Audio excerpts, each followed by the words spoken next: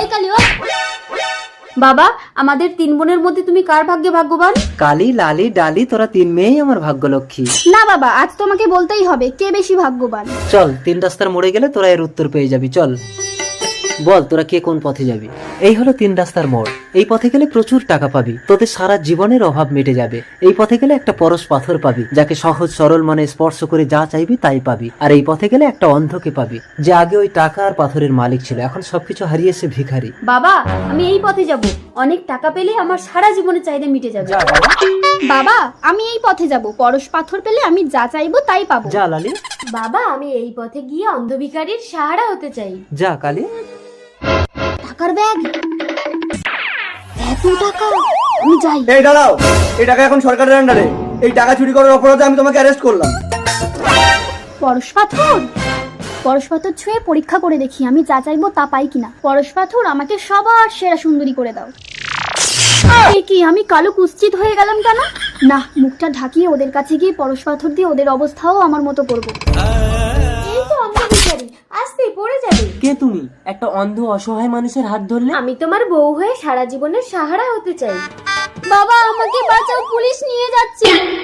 দিদিকে তো পুলিশ ধরে নিয়ে যাচ্ছে, পরশ পাথরটা দেবো কাকে?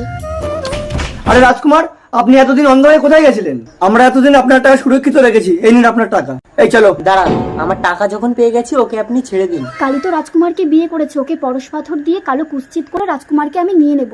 কালী, এই পাথরটা হাতে নিয়ে বল আমাকে সুন্দরী করে দাও, দেখবি তুই আমার মতো সুন্দরী হয়ে যাবি। তাই? পরশ পাথর আমাকে সুন্দরী করে দাও। এ কি, আমি তো সত্যিই পরশ পাথর ছুঁয়ে সুন্দরী হয়ে গেলাম। এটা কি করে সম্ভব? তাহলে আমার উল্টো হলো কেন?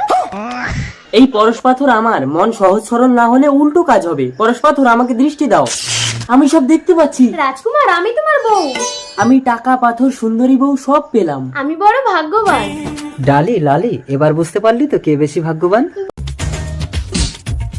কিরে সাক্ষী, তুই লন্ডন থেকে চলে আসলি কেন? বাবা, আমার জন্য একটা ছেলে দেখো, আমি বিয়ে করব। মালিক, দেখি দেখি কাগজটা তোল। এই ছেলেটা কে বাবা? আরে ও তো আমাদের বাড়ির চাকর রামু। ভগবান, তুমি আমার মেয়ের জন্য একটা ভালো পাত্র খুঁজে দাও। আমি স্বর্গপরী, সাক্ষীর বিয়ে হবে তোমাদের বাড়ির চাকর রামুর সাথে। অসম্ভব, আমি একটা চাকরকে বিয়ে করব। বিধির লিখন কেউ খণ্ডাতে পারে না। বাবা, তুমি এক্ষুনি চাকরটাকে ঘর থেকে বের করো। এই রামু, হ্যাঁ মালিক। এই তুই এক্ষুনি বেরো আমার ঘর থেকে। মালিক, আমি না খেতে পেয়ে মরে যাব। এই তুই মরলেই আমার মঙ্গল হবে। যা বেরো। আমাকে বিয়ে করবে। পরি, কোথায় তুমি? তোমার জন্য মালিক আমাকে তাড়িয়ে দিয়েছে। আজ 2 দিন আমি কিছু খেতে পাইনি। খাবারটা খেয়ে নে রামু, চিন্তা করিস না, ওই সাক্ষীর সাথেই তোর বিয়ে হবে। সাক্ষীমা, দেখ এদের মধ্যে কাকে তোর পছন্দ, তাকে তুই বরমালা পরিয়ে দে। একেই দে।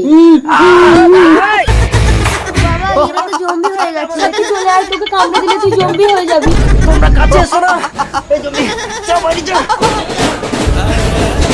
কি গো, পরির অভিশাপে ওরা তো জম্বি হয়ে গেল। তাড়াতাড়ি সাক্ষীর বিয়েটা ওই চাকরের সাথে দিয়ে দে, তবেই ওরা জম্বি থেকে মানুষ হবে, নইলে অনেক মানুষ মেরে ফেলবে। সাক্ষী মা, তুই রামুকেই বিয়ে করে নে। সাক্ষী, সাক্ষী, কি গো, তুমি পেছনের দরজা দিয়ে বেরিয়ে তাড়াতাড়ি রামুকে নিয়ে আসো। তাড়াতাড়ি আয় রামু। এই তো রামু এসেছে।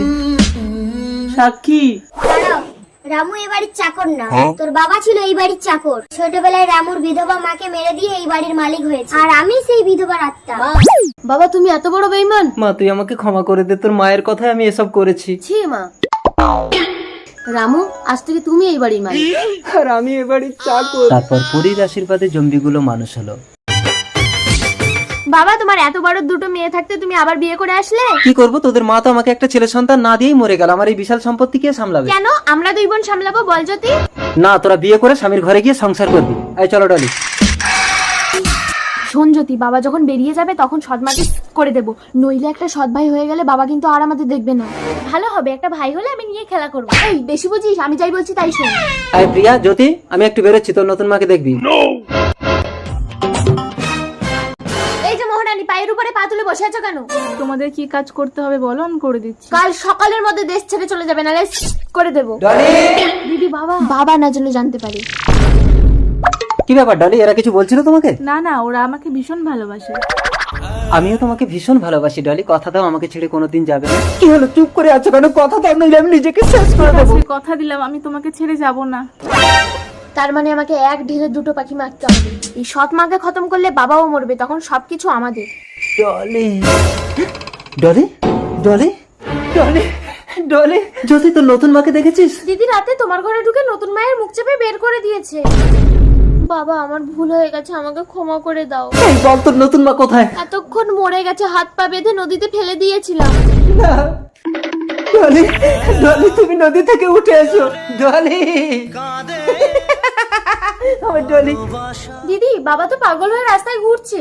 ছাড় তো। কে? জ্যোতি, প্রিয়া, আমি তোদের মা। মা তোমার আত্মা শান্তি পায়নি? তোর বাবা যদি পাগল হয়ে রাস্তায় ঘুরে, আমার আত্মা কি করে শান্তি পাবে?